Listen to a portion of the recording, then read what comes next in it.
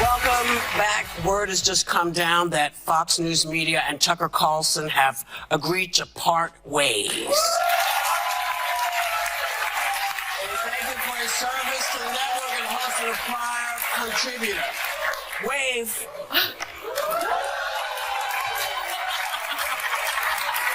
You know, like, he used him as his puppet, and it exposed what many of us have been saying about Tucker Carlson. He's a Kremlin puppet who doesn't know what the hell he's talking about. It's just such a disgrace, I think, to our country that an American would give him any kind of platform to propagandize. If you average out the View hosts, among the dumbest people on television. And it's like they say the thing that people are thinking, but they say it very directly, so they expose whatever truth. But Big Sonny's dumb. But Whoopi is certainly not the brightest person.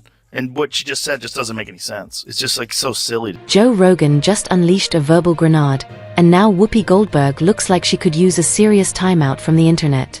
It kicked off when Tucker Carlson filed a staggering $100 million lawsuit, a move so outrageous it managed to be both absurd and completely on brand. But just when everyone thought the chaos had peaked, Rogan came crashing in like a wrecking ball with a take so ruthless it felt like a steel chair to the ego. So what exactly did he say? And why is Whoopi unraveling like she just got tossed off her own show? This whole fiasco erupted faster than a Fox News segment derailing live on air, and the aftermath is pure disorder. They're disgusting. She's Anna Navarro in your wildest imagination. You could never solo host a show. You will only ever make it as part of an ensemble, and you could never hope to achieve the success that Tucker Carlson has. So you can sit in your little cheap seats all day long and enjoy your little negative henpecking, but your careers are going nowhere, and Tucker is about to dominate in whatever space. Picture this: the women on The View, essentially America's most dramatic coffee club, gathered around their cushy tables sipping lattes as if they were national security strategists, each trying to outdo the other in the outrage Olympics. Front and center is Whoopi Goldberg, now seemingly the self-appointed expert on democracy, war, peace, and anything else she can punctuate with a theatrical eye roll, because naturally when it comes to analyzing global politics and thorny national issues, the world turns to a former sitcom star with no filter and a couch full of nodding backup singers. Then Joe Rogan struck the match, and suddenly Whoopi was caught in the blaze. Yes, that Whoopi, the Sister Act star who once publicly defended Roman Polanski like she was his personal attorney. Fast forward, and somehow she's rebranded herself as the high priestess of civil discourse. Her shift from sitcom darling to moral referee is already wild enough, but what followed was even more unhinged. Without a moment's pause, she suggested Tucker Carlson, yes, that Tucker should essentially be jailed just for speaking, and no, she wasn't joking. She delivered it with the same dead serious expression she wears when lecturing the audience like they're in detention. The topic was supposed to focus on Tucker's latest sound bites, maybe Ukraine immigration, or even lizard people depending on the day, but within seconds the conversation spiraled faster than Joy Behar's eyeliner. In mid-meltdown. Do you see what Whoopi Goldberg said? what'd she say? Whoopi Goldberg said that Biden could arrest all the Republicans and put them in jail. You just need to see how unhinged this kind of thinking is. Well, you know what Joe Biden could do? Joe Biden, you have to see it, because it's so on TV. crazy. She said on television. You know, just let's look at a scenario where the Supreme Court says, yes, he has all those rights. He is immune from everything. Yeah. You know what Joe Biden could do since he is presently president? What? Whoa. He could throw every Republican. What started as a debate quickly turned into a full-blown talk show, which trial Whoopi, armed with nothing but vibes and an inflated sense of self-importance, declared that Carlson wasn't just wrong, he was dangerous to the Republic, not offensive, not dramatic, straight-up code red. DEFCON 1, batten down the hatches. According to her logic, disagreeing with The View is now a criminal offense. Forget actual crimes, the new standard is hurt feelings and spicy opinions, and apparently, if you don't clap along, you're basically public enemy number one. Of course, Whoopi wasn't going to ride that wave of constitutional confusion alone. Joy Behar jumped in like a backup dancer who's been waiting 10 seasons for her moment to shine. Loud, unfiltered, and armed with all the nuance of a Facebook comment war, she eagerly slapped the public enemy number one label on Tucker Carlson like she was handing out parking tickets, but with less thought and more attitude. Then came Sunny Hostin popping in like someone who just discovered the First Amendment 5 minutes before going live with the energy of a student who skimmed a civics article on the way to class. She added her own dramatic spin, determined to sound like the final authority on a topic she barely seemed to grasp. What was supposed to be a discussion turned into a chaos buffet, a caffeine-fueled kangaroo court, where every co-host was scrambling to be the loudest, the boldest, the most outraged. It wasn't journalism, it wasn't debate, it was performance, and not even a good one. Meanwhile, as the View spiral streamed itself into satire, the internet was catching fire in real-time. Twitter, aka the therapy couch for the unhinged and over-caffeinated, exploded. If I may, I'm amazed at the level of self-projection going on here. I mean, Alicia, you work for ABC, Tucker works for himself. Objectively, you are a puppet and he's not. And Sonny, you're basically saying that Tucker shouldn't be allowed to have a voice. That's the opposite of the democracy that you preach every time we are here. And finally, none of you had any examples on what Tucker had said that was a lie or propaganda. But I'm too nice, so I will give you another chance.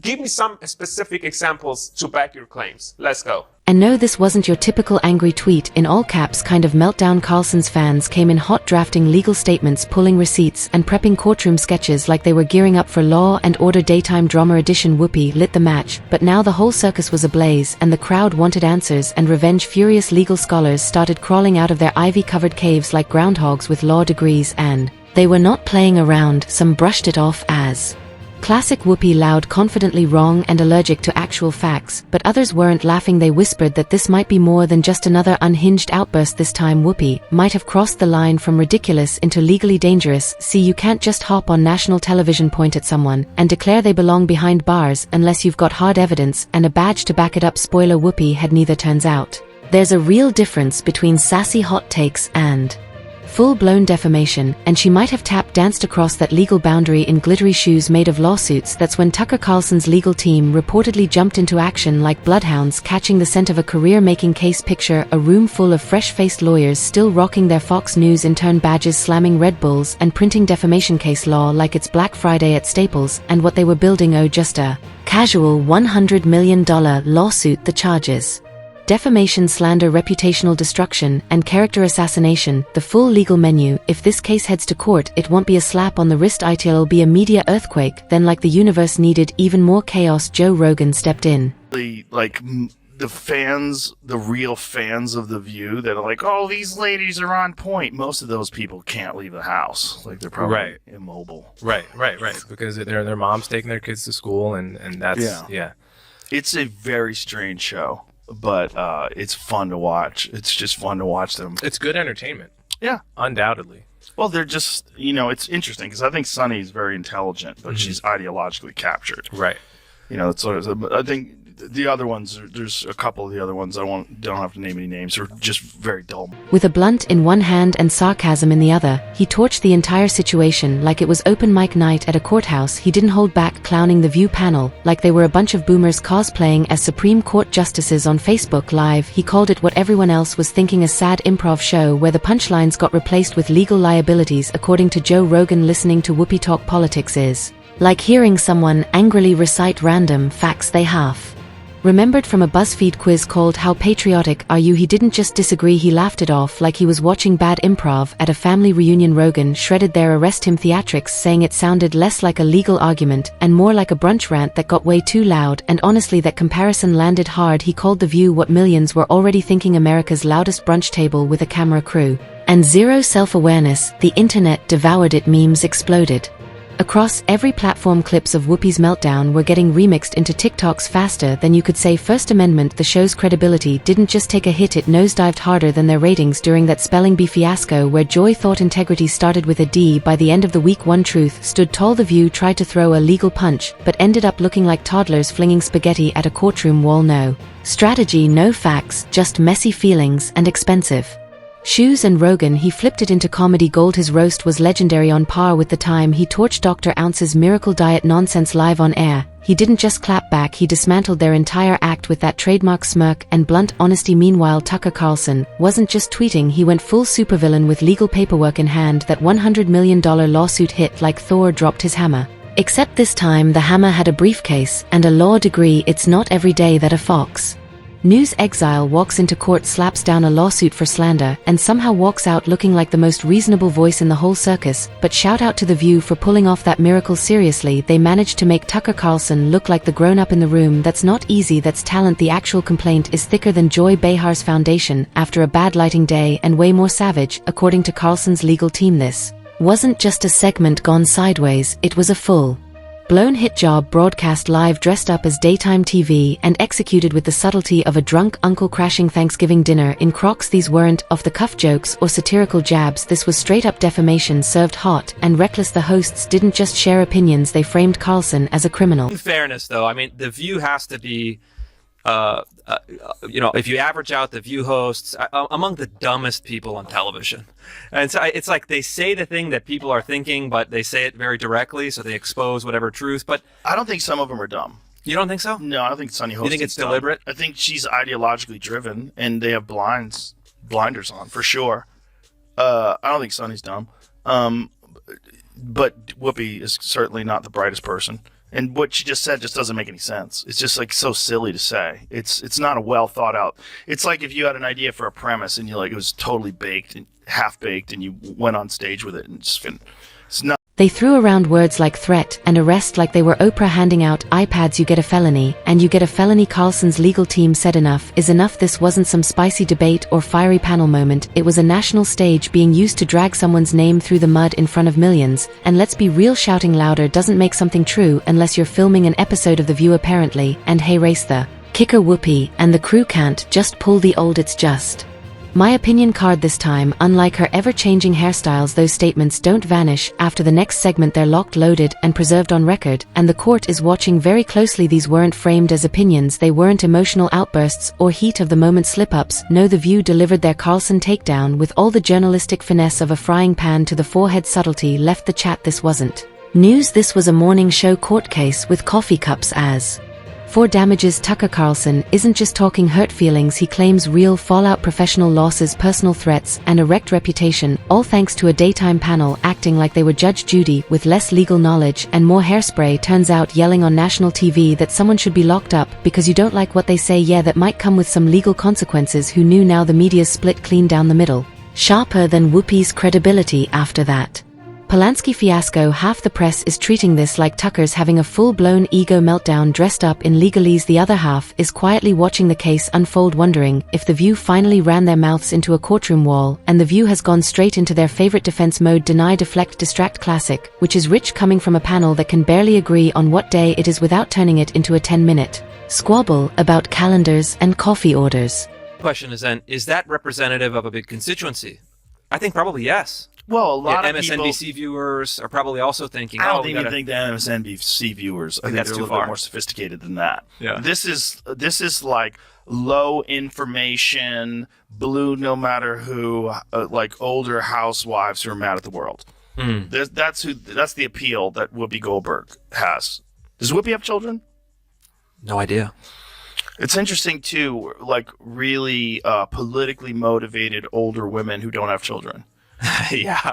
They're very specific. Like you can kind of guess the way they. Meanwhile, Joe Rogan, who's practically made it his life's mission to roast these ladies into the shadow realm, wasn't about to miss this one. He pounced like a stand-up comic spotting front row hecklers. His reaction was pure fire. The man had been waiting for this moment like it was a UFC rematch, and The View just served it up on a silver platter. Joe Rogan didn't just clap back, he went full scorched earth. He torched the lawsuit, shredded Whoopi's grasp on ethics, and questioned her logic like it owed him money. According to Rogan, watching Whoopi try to explain legal consequences is like watching a cat do algebra. Plenty of confidence, zero results, and somehow she delivers it like she's reading sacred law off a teleprompter with the Wi-Fi glitching. He didn't stop there. Rogan flat out said The View doesn't do journalism, it does verbal bumper cars where everyone crashes into logic, then turns around and tries to sue the tow truck.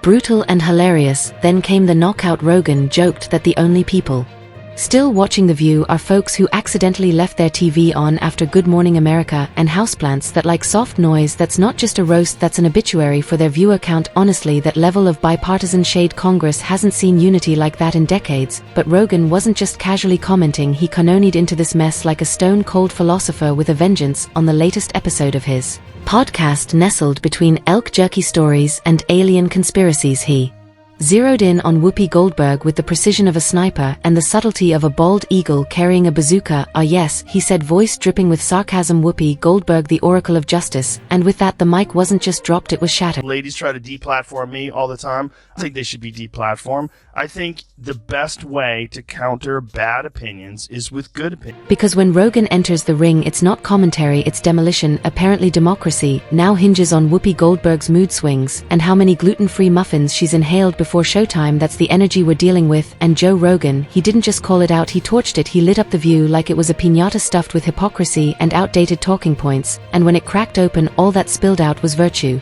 signaling and overpriced foundation. Rogan zeroed in on their favorite weapon, performative outrage, the kind that's louder than it is smart, more dramatic than it is informed. To Rogan, The View isn't even pretending to be about news anymore. It's a live audition tape for the Emmy, specifically outstanding performance in fake outrage by a talk show panel for suburban wine moms. It's not journalism, it's political Mad Libs on steroids. Just swap in louder adjectives and hope the viewers are too tired to notice. But hey, race where Rogan flipped the whole thing and nobody saw it coming. He defended Tucker Carlson, not because he agrees with everything Tucker says, not even close, but because he knows censorship when he sees it creeping in. And this wasn't a clapback, it was a full-blown freedom chokehold wrapped in studio lighting. His message was blunt: if screaming arrest him on live TV becomes normal, who's next? Podcasters, comedians. That line isn't just blurry, it's vanishing, and once it's gone, we're not debating politics anymore, we're deciding who's allowed to speak at all. Is the show that people love to hate. Yes, that's true. That's true. They get so much hate watching and hate watching viral clips of them saying ridiculous things. I mean, it is a rabies-infested hen house. And then came the grand finale. Joe Rogan, never one to hold back, leaned in and delivered a pitch-perfect impression of Whoopi Goldberg, squinting like he just smelled something off, tilting his head, and using that serious tone she's famous for when things get heated. Then came the punchline: next week on The View, arrest Joe Rogan for having muscles and opinions. The studio cracked up, the internet exploded, and just like that, Whoopi Goldberg was trending, but not in the way she hoped. Her name was all over the place, but for all the wrong reasons. Now Whoopi has never been one to admit defeat, even when the writing's on the wall, so of course she decided to fire back at Rogan's mockery live on the show. But the energy was off. She had the same expression as someone who just realized their smoke detector wasn't beeping for a low battery, it was a real emergency, and she'd missed the signs. Her response, a mix of vague sass and half-baked wisdom, delivered in a monologue that felt more like a group project gone wrong. It sounded like it had been thrown together by a few confused interns and edited using a toy fortune teller. Her words didn't land, they floated, wandered, and fizzled out. The audience clapped, as they always do, part habit, part obligation. But even then you could see it, a few faces looking around like they just walked into the wrong theater. It wasn't just awkward, it was uncomfortable. And at that moment one thing became clear: Joe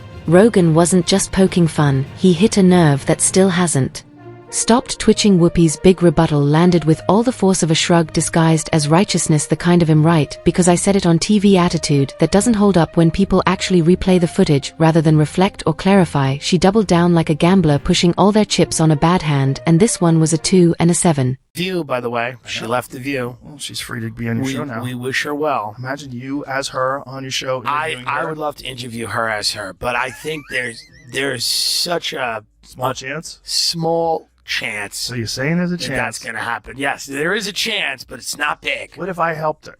What if I was there?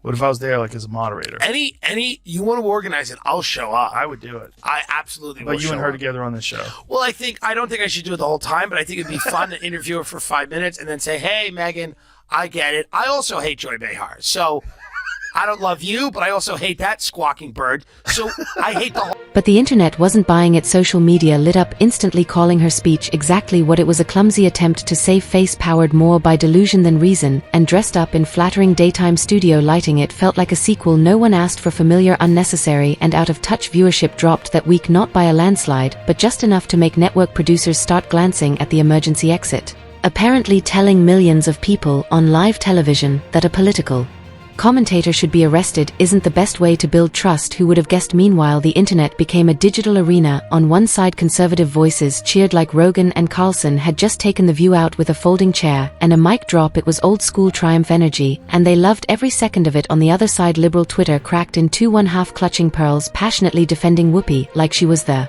final wall between democracy and disaster, the Other half visibly uncomfortable, cringing, recoiling. You could practically hear necks snapping from all the head shaking. And then came the memes, fast, relentless, and hilarious. The standout, a split image of Rogan laughing and Whoopi staring blankly, captioned one's telling jokes, the others become one. And just like that, The View wasn't leading the conversation, it was the punchline. Joe Rogan isn't red, he's not blue, he's more like a floating bald head of logic and sarcasm, the unofficial spokesperson for Jim Rat's casual conspiracy theorists and that uncle at Thanksgiving who refuses to drink anything labeled plant-based. But hey, race the thing, Rogan doesn't pick political sides, he picks apart nonsense, and The View served it up on a silver platter with just a few sharp jokes and a straight face. He demolished Whoopi's dramatic monologue and flipped the whole narrative. What people thought was a left versus right shouting match, Rogan reframed it entirely. It wasn't politics, it was a collision between common sense and televised hysteria. And Rogan, he drove right through Whoopi's soapbox, probably while sipping mushroom tea and talking about ancient civilizations. By the time he was done, The View wasn't just criticized, it was exposed. No script, no spin, just raw viral embarrassment broadcast for the whole world to see. So what do you think? Did Rogan go too far, or did he just say what everyone else was thinking? If you enjoyed this breakdown, don't forget to like, subscribe, and click that bell so you don't miss the next one.